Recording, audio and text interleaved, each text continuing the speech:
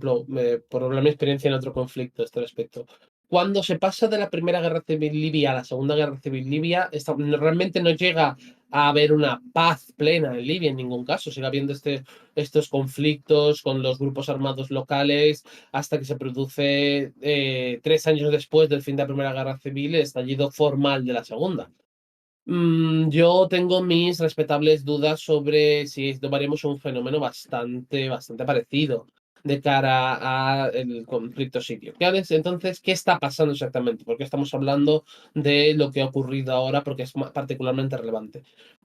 Es importante recordar, como está diciendo Edu, que desde que cayó el gobierno de Al-Assad, desde que se instauró este gobierno provisional en Damasco, liderado por al-Sarara y de los antiguos miembros de Hayat al-Sam, estábamos hablando de que no han parado los conflictos en Libia. Por un lado, seguimos teniendo la dinámica del noreste con los remanentes del Ejército Nacional Sirio y ahora el Ejército Sirio. Enfrentando a las SDF en varios puntos, con una tensión permanente de ver qué ocurre con estas fuerzas democráticas sirias, si se integran en el nuevo ejército sirio, en el nuevo Estado sirio, o no, con unas negociaciones fluctuantes y en las cuales tiene una importancia enorme el peso de Turquía como uno de los principales ganadores de la caída del gobierno de Al-Assad. Y también tenemos en el sur la otra dinámica, que es la de la expansión de la zona de control israelí desde los altos del Golán hacia la región de Quneitra. Y cómo se ha interrelacionado esto con la formación del Consejo Militar de Suweida por parte de grupos armados de la minoría drusa principalmente, que se oponen a una integración centralista en el gobierno de Damasco y buscan, a través del establecimiento de este consejo militar y de esa confrontación con el gobierno de Damasco, pues un modelo de una Siria descentralizada en la cual sientan que digamos, su grupo tiene más garantías y además, pues el proceso también se han sumado antiguas facciones vinculadas al gobierno sirio, se han sumado otras minorías, y en general hay una tensión latente, principalmente porque hay una desconfianza que los acontecimientos de estos días han agravado significativamente por parte de las distintas minorías del país en relación con el gobierno de Damasco, que es incentivada por algunas de las potencias extranjeras que están involucradas en el conflicto sirio. Por un lado Israel, por otro lado posiblemente Irán, eh, y que sacan beneficios, sacan influencia de mantener esta cierta inestabilidad en el país.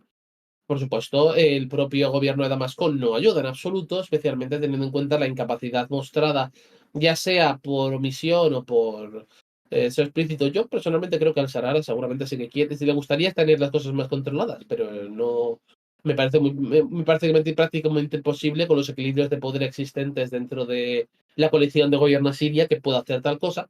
Pero bueno, para entendernos debidamente, vamos a hablar de qué ha pasado. Los acontecimientos se centran en las regiones costeras de Tartus y Latakia, ¿vale? Las dos provincias de la zona costera de Libia. Estas dos provincias donde tienen la mayor presencia del país por parte de la minoría alawita, que es una minoría étnico-religiosa, ¿vale? Vinculada al Islam sí. Y que era la minoría a la que pertenecía eh, la familia al-Assad, pues se avista desde un primer momento en una situación muy complicada desde la caída del gobierno sirio. Y esta situación complicada es en buena medida por el temor, ahora vemos que en absoluto infundado, a que se tomasen acciones contra esta minoría por parte de los grupos islamistas unidos, integrados dentro de este nuevo gobierno sirio. Y esto es efectivamente lo que ha ocurrido, porque inicialmente la zona ya de por sí mostraba una cierta presencia de grupos armados, también de redes criminales significativas, porque aquí todo se ha mezclado un poco, ¿de acuerdo?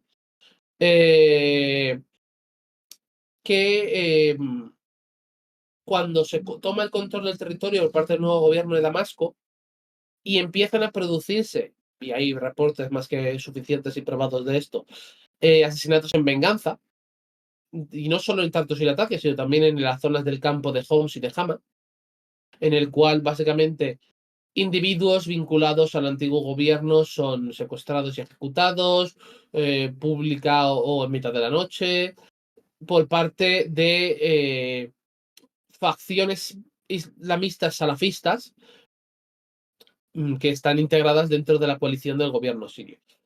El gobierno sirio ha intentado limitar esto en parte, ha hecho medidas, algunas medidas simbólicas, otras más efectivas, ha llevado a cabo arrestos y demás, pero no sin que sea algo particularmente definitivo y por total seguridad no ha acabado con esta dinámica y eso básicamente ha alimentado una creciente guerrilla, una creciente insurgencia eh, dentro de estas regiones y en oposición al gobierno de Damasco. Esta insurgencia ha estado atacando a las fuerzas de seguridad de Damasco de manera continuada y las fuerzas de seguridad de Damasco han movilizado un mayor número de combatientes y también reclutas locales para incrementar su presencia en la zona. Esto básicamente ha desembocado en una mayor violencia contra la población civil que en los últimos días, que es cuando ha producido un pico particular de violencia, ha llevado a masacres, y podemos hablar abiertamente de masacres, de civiles, especialmente de la minoría alawita. Comentáis por el chat que también han muerto cristianos. Sí, es cierto, han muerto cristianos, pero indiscutiblemente, y esto me parece muy relevante decir, el objetivo principal absoluto de las masacres y la violencia contra civiles y de las bajas civiles, de las que estamos hablando de cientos de bajas civiles, la cifra última que se había planteado era 754 civiles muertos confirmados, han sido alawitas, ¿vale? Sí, han muerto algunos cristianos también, al menos tres, que dio toda confirmación, pero el objetivo de los pogromos, porque me parece apropiado hablar de pogromos, han sido asesinatos de civiles individuales y eso en general de lo que ha ocurrido, han sido alawitas. Y esto a su vez, pues ha retroalimentado a las guerrillas que se están formando en la zona y es lo que mantiene un cierto grado de conflicto con que donde se van ocurriendo emboscadas contra las fuerzas de seguridad, operaciones de limpieza y una represión brutal contra manifestaciones en contra del gobierno, en contra de las medidas, etcétera, que se están produciendo en la zona. Y esto básicamente tiene pinta de que haya habido un proceso de, digamos, a raíz de estos acontecimientos, se haya empeorado la situación para con los kurdos en el noreste y para con los drusos en el sur. Al-Sharar ha salido hace un rato haciendo un discurso llamando a que se ha, bueno, ha establecido una comisión independiente eh, para investigar lo ocurrido y y ha dado un discurso hablando de que todos los que hayan cometido crímenes van a pagar por ellos y se está haciendo una investigación en profundidad y demás. Pero lo cierto es que, independientemente de la honestidad de sus declaraciones, porque esto es algo, entra a valorar si realmente, cuánto aprecia Sarara el poder, cuánto depende de las coaliciones y cuánto el sectarismo ideológico del cual proviene políticamente no es dominante, aunque él quiera lo contrario. Eh, y básicamente, teniendo todo esto en cuenta, hay una creciente desconfianza hacia el gobierno entre todas las minorías en general y bueno, esto pues habrá que ver cómo se manifiesta, pero parece claramente que va a ser un punto de inflexión hacia el futuro del desarrollo de la transición o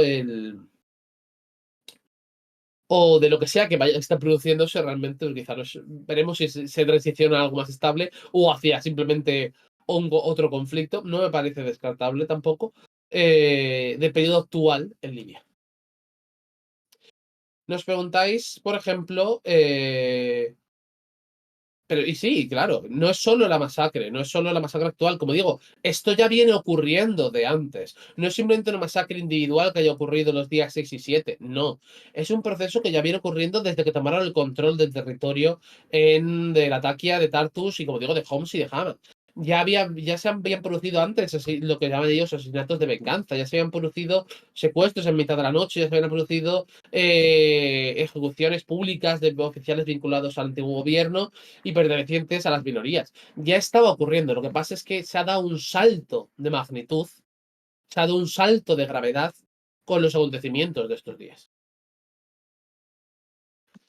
Y,